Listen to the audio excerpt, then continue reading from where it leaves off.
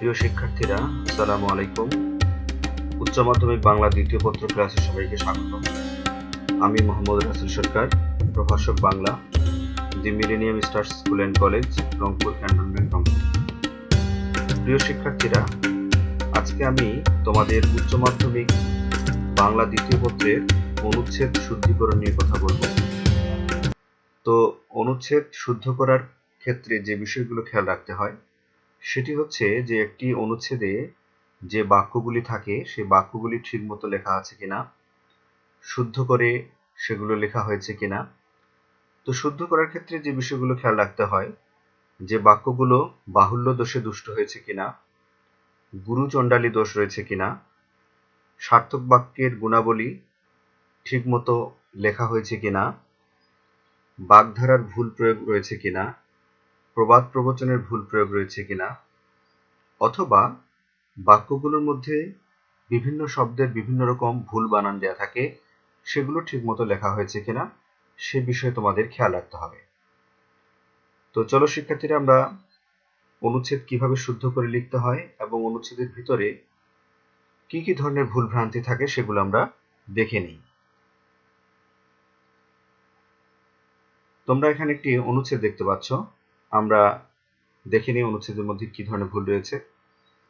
ইদানিংকালে ইংরেজি ধাঁচে বাংলা বলার অপচেষ্টা দেখা যাচ্ছে। দেখো, এই বাক্যের মধ্যে ইদানিংকালে এই শব্দটি বাহুল্য দোষে দুষ্ট হয়েছে, কারণ ইদানিং মানে সমসাময়িক সময়কে নির্দেশ করে। এখানে কাল যে সময় শব্দটিকে নির্দেশ করছে সেটি আর ব্যবহার করার প্রয়োজন নেই। আমরা শুধু যদি লিখি ইদানিং ইংরেজি ধাঁচে বাংলা বলার অপচেষ্টা দেখা যাচ্ছে, তাহলে বাক্যটি শুদ্ধ হয়ে উঠবে। এরপরে বাক্যে আমরা দেখতে পাচ্ছি বিশ্বে বাংলা ভাষাভাষীর সংখ্যা প্রায় 30 কোটি। এই বাক্যে যে ভুলটি হয়েছে সেটি হচ্ছে বাংলা ভাষাভাষী, আসলে বাংলায় যারা কথা বলে তাদেরকে বাংলা ভাষী বলে। এখানে অতিরিক্ত ভাষা শব্দটি যুক্ত করার কোনো প্রয়োজন নেই। তাহলে আমরা কি করব? আমরা লিখব বিশ্বে বাংলা ভাষীর সংখ্যা প্রায় 30 কোটি। এরপরে বাক্যে দেখো, শুধুমাত্র গায়ের জোরে কাজ হয় না। এখানেও এই বাক্যেও বাহুল্য দোষে দুষ্ট হয়েছে। শুধু শব্দটির যে অর্থ, মাত্র শব্দটির অর্থ ঠিক তাই। আমরা লেখার সময় হয় শুধু লিখব নতুবা মাত্র লিখব। তো এ বাক্যের ভাব প্রকাশের ক্ষেত্রে শুধু শব্দটি লেখাই সবচেয়ে সমীচীন হবে। তাহলে আমরা কি লিখব? আমরা লিখব শুধু গায়ের জোরে কাজ হয় না। এরপরে বাক্যে দেখো, পরীক্ষা চলাকালীন সময়ে শিক্ষার্থীরা অনেক বেশি অমনোযোগী থাকে বলে বানান ভুল করে। এই বাক্যে দেখো, পরীক্ষা চলাকালীন সময়, এই বাক্যটি আমরা প্রায় বলার সময় হরহামেশা ভুল করে ফেলি। তো পরীক্ষা চলাকালীন লিখলে সময় লেখার কোনো প্রয়োজন নেই, অথবা পরীক্ষার সময় যদি আমরা লিখি তাহলে চলাকালীন শব্দটি লেখার কোনো প্রয়োজন পড়ে না। তাহলে আমরা এই বাক্যটিকে ঠিক মতো করে লিখলে কি লিখব? আমরা লিখব পরীক্ষার সময় শিক্ষার্থীরা অমনোযোগী থাকলে বানান ভুল করে। তোমরা অনুচ্ছেদে দেখো, ভুল বানানটি ভুল দেয়া ছিল, এটা অনেকেই ভুল করে। ভুল বানানে দীর্ঘ উকার হবে না, হ্রস্ব উকার দিয়ে লিখতে হবে। এরপরে বাক্যে দেখো, সরকারি পর্যায়ে সিদ্ধান্ত গ্রহণ করা হয়েছে সর্বস্তরে বাংলা ভাষা চালু করতে হবে। আসলে বাক্যটির গঠনগত ভুল রয়েছে, সরকারি পর্যায়ে নয়। আসলে একটু বাক্যটিকে ঠিক করে লিখতে হবে, সরকার সর্বস্তরে বাংলা ভাষা চালু করার সিদ্ধান্ত গ্রহণ করেছেন। এটুক লিখলেই এই আমরা অনুচ্ছেদে যে ভুল বাক্যটি দেখলাম সেটি ঠিক হয়ে যাবে। তো তোমরা দেখতেই পাচ্ছ, তাহলে আমরা এখানে বেশ কিছু ভুল ভ্রান্তি দেখলাম। বাহুল্য দোষটাই সবচেয়ে বেশি দেখা গেল, এছাড়াও শব্দের বানানের ভুল ছিল। এরপর আমরা দ্বিতীয় অনুচ্ছেদে চলে যাই। দ্বিতীয় অনুচ্ছেদে তোমরা দেখতে পাচ্ছ, আমরা দেখি এখানে প্রথম বাক্যে কি ভুল হয়েছে। ছেলেটি ভয়ানক মেধাবী ও বিনয়ী। এই বাক্যে আসলে মেধাবী ভয়ানক কখনো হয় না বা ভয়ঙ্কর হয় না। এই বাক্যটি ভয়ানক শব্দটি ব্যবহার করার কারণে ভুল হয়েছে। আমরা লিখব ছেলেটি অত্যন্ত মেধাবী ও বিনয়ী, তাহলে বাক্যটি শুদ্ধ হয়ে যাবে বা সঠিকভাবে লেখা হবে। এরপর পরের বাক্যে আমরা দেখতে পাচ্ছি, তার মেধা পরিদর্শন করে সবাই মুগ্ধ। আসলে মেধা পরিদর্শন করার মতো কোনো বিষয় নয়। মেধার পরিচয় পাওয়া যায় বিভিন্ন কর্মক্ষেত্রে। তো তাই আমরা বাক্যটি সঠিক করে লিখব, তার মেধা পরিচয় পেয়ে সবাই মুগ্ধ। তাহলে মেধার পরিচয় পাওয়া যায়, মেধা পরিদর্শন করা যায় না। এরপরে বাক্য দেখো, শিক্ষক বৃন্দরা মনে করেন। দেখো কমার মধ্যে এখানে একটি ভুল হয়েছে, কমা পর্যন্ত। শিক্ষক এই শব্দটির সঙ্গে বৃন্দ শব্দটি যুক্ত করে বহুবচন করা হয়েছে, কিন্তু এই বহুবচনবাচক শব্দের সঙ্গে আরেকটি রা বহুবচনবাচক শব্দ যুক্ত করে এই শব্দটিকে বাহুল্য দোষে দুষ্ট করা হয়েছে। তাহলে আমাদের লেখার সময় আমরা শিক্ষক বৃন্দ লিখব অথবা শিক্ষকরা লিখব। এরপরে বাক্যে দেখো, ওই বাক্যেরই পরের অংশে আগামী ভবিষ্যতে, আসলে আগামী মানেই তো ভবিষ্যৎকে নির্দেশ করা হয়, এখানেও বাহুল্য দোষ দুষ্ট হয়েছে বাক্যটি। আগামী লিখলে ভবিষ্যৎ লেখার প্রয়োজন নেই, ভবিষ্যৎ লিখলে আগামী লেখার প্রয়োজন পড়বে না। তারপরে অসামান্য সাফল্যতা বয়ে আনবে, আসলে সাফল্যতা বলে কোনো শব্দ নেই, সাফল্য হতে পারত, অথবা আমরা লিখতে পারি সফলতা বয়ে আনবে। তাহলে পুরো বাক্যটি আমরা যদি ঠিক করে লিখি তাহলে আমরা কি লিখব? আমরা লিখব শিক্ষকরা মনে করেন ভবিষ্যতে সে অসামান্য সাফল্য বয়ে আনবে বা অসামান্য সফলতা বয়ে আনবে, এভাবে বাক্যটি লেখা যাবে। প্রিয় শিক্ষার্থীরা, এরপরের লাইনে দেখি আমরা, তার মতো এরূপ ফলাফল ইতিপূর্বে এ প্রতিষ্ঠানে কোনো শিক্ষার্থীর পক্ষে সম্ভব হয়নি। এই বাক্যে দেখো ইতিপূর্বে, এই শব্দটি আমরা এখনো কিন্তু প্রায় কম বেশি অনেকেই বলি, আসলে ইতিপূর্বে নয়, ইতপূর্বে। তো আমরা বাক্যটি সঠিক দেখে নিই কিভাবে লিখব।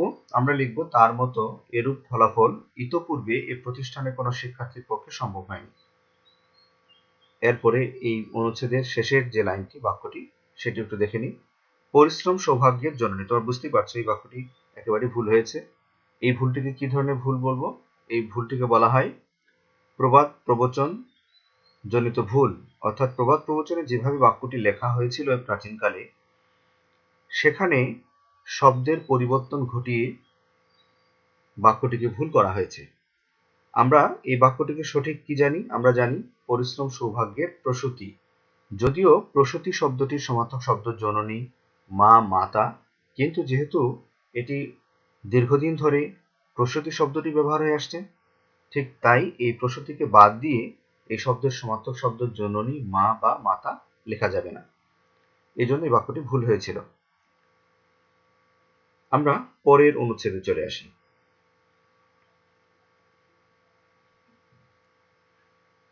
এই অনুচ্ছেদে তোমরা প্রথম যে লাইনটি সেখানে দেখতে পাচ্ছ, রাত জেগে ফেসবুক দেখে অনেক ছাত্ররা নিজেদের শরীরের ক্ষতি করছে। এই বাক্যে আমরা বেশ কয়েকটি ভুল দেখতে পাচ্ছি, যেমন রাত জেগে ফেসবুক নয়, ফেসবুক। তাহলে আমরা কি লিখবো? রাত জেগে ফেসবুক দেখে। এখানে আরেকটি ভুল, অনেক ছাত্ররা। অনেক শব্দটি বহুবচনবাচক শব্দ, ছাত্ররাও বহুবচনবাচক শব্দ। তাহলে একই বাক্যে পাশাপাশি একাধিক বহুবচনবাচক শব্দ ব্যবহার করা নিষেধ। তাহলে আমরা অনেক লিখলে ছাত্র লিখব, অথবা অনেক বাদ দিয়ে ছাত্ররা লিখতে পারি। তাহলে আমরা বাক্যটি সঠিকভাবে লিখে নেই। বাক্যটি সঠিকভাবে লিখলে আমরা বলতে পারি রাত জেগে ফেসবুক দেখে ছাত্ররা বা অনেক ছাত্র নিজেদের শরীরের ক্ষতি করছে। এভাবে যদি তোমরা লিখো তাহলে বাক্যটি সঠিক বা শুদ্ধ হবে। এরপরে বাক্যে দেখো, এতে তারা যেমন মানসিক দৌর্বল্যতায় ভুগছে তেমনি পড়াশোনায় হচ্ছে অমনোযোগী। এই বাক্যের মধ্যে দৌর্বল্যতায় শব্দটি ভুল, আমরা লিখতে পারি দুর্বলতায় অথবা দৌর্বল্যে, দুটি শব্দের যে কোনো একটি গ্রহণ করা যেতে পারে। তো আমরা বাক্যটি দেখে নিই, এতে তারা যেমন মানসিক দুর্বলতায় ভুগছে তেমনি পড়াশোনায় হচ্ছে অমনোযোগী। এখন বাক্যটি ঠিক হয়েছে। এরপরের বাক্যে আমরা চলে যাই। তাছাড়া আবশ্যকীয় প্রস্তুতির অভাবে কাঙ্ক্ষিত ফলাফল অর্জন করতে না পেরে অনেকে চোখে সর্ষে পুষ্প দেখে। তোমরা বুঝতে পারছো এই বাক্যে বেশ কয়েকটি ভুল রয়েছে। যেমন আবশ্যকীয় প্রস্তুতি হয় না, আবশ্যক প্রস্তুতি হয়। কাঙ্ক্ষিত শব্দটি বানান এখানে ভুল রয়েছে, কাঙ্ক্ষিত শব্দটি বানানে ওর সঙ্গে খ হয় না, ক্ষীয় হয়। আর আরেকটি বাগধারার ভুল প্রয়োগ হয়েছে, সেটি হচ্ছে সর্ষে পুষ্প হয় না, সর্ষে ফুল হয়। তাহলে সেক্ষেত্রে আমরা দেখে নিই বাক্যটি কিভাবে আমরা লিখব। আমরা লিখব তাছাড়া আবশ্যক প্রস্তুতির অভাবে কাঙ্ক্ষিত ফল অর্জন করতে না পেরে অনেকে চোখে সর্ষে ফুল দেখছে। এভাবে যদি আমরা লিখি তাহলে বাক্যটি শুদ্ধ হয়ে যাবে। তো প্রিয় শিক্ষার্থীরা, আমরা এক এক করে 3টি অনুচ্ছেদ শুদ্ধ করে দেখলাম। আমরা আজকের টিউটোরিয়ালের প্রায় শেষ পর্যায়ে চলে এসেছি। তোমাদেরকে অনুচ্ছেদ শুদ্ধ করে লিখতে হলে বেশি বেশি এর অনুশীলন করতে হবে। বাসায় তোমরা বিভিন্ন বোর্ডে বিভিন্ন বছরগুলোতে যে অনুচ্ছেদগুলো এসেছে সেগুলো একটু মনোযোগ দিয়ে দেখবে এবং বেশি বেশি অনুশীলন করবে। তো আজকের ক্লাসের শেষের দিকে আমরা চলে এসেছি। আমি তোমাদের 2টি অনুচ্ছেদ বাড়ির কাজ হিসেবে দিতে চাই। তোমাদের কাছে যদি খাতা কলম থেকে থাকে তাহলে তোমরা একটু লিখে নাও। এখানে একটি অনুচ্ছেদ দেওয়া হয়েছে, তোমরা বাসায় অনুশীলন করবে। নীরব ভাষায় বৃক্ষ আমাদের সার্থকতার গান শোনায়, অনুভূতির কান দ্বারা সে গান শুনিতে হবে, তাহলে বুঝতে পারা যাবে জীবনের মানে বৃদ্ধি, ধম্মের মানেও তাই। এটি একটি অনুচ্ছেদ। আরেকটি অনুচ্ছেদ তোমাদের বাড়ির কাজ হিসেবে থাকবে, সেটি হচ্ছে বিদ্বান মূর্খ অপেক্ষা শ্রেষ্ঠতর, জীবনে সার্থকতা লাভ করিতে হইলে পাঠে মনোযোগী হতে হইবে, দুরাবস্থা আকাঙ্ক্ষার অন্তরায়, দৈন্যতা প্রশংসনীয় নয়, এটি লজ্জাস্কর ব্যাপার। তোমরা অনেকেই হয়তো এই বাক্যগুলোকে সঠিক বাক্য ধরে নিতেও পারো, যারা এই বিষয়ে এখনো সেভাবে পড়াশোনা করনি।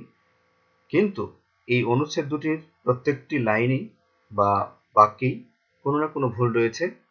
তোমরা যদি সঠিক ব্যাকরণের নিয়ম জেনে থাকো তাহলে এগুলো সঠিক করে লিখবে এবং বাসায় অনুশীলন করবে।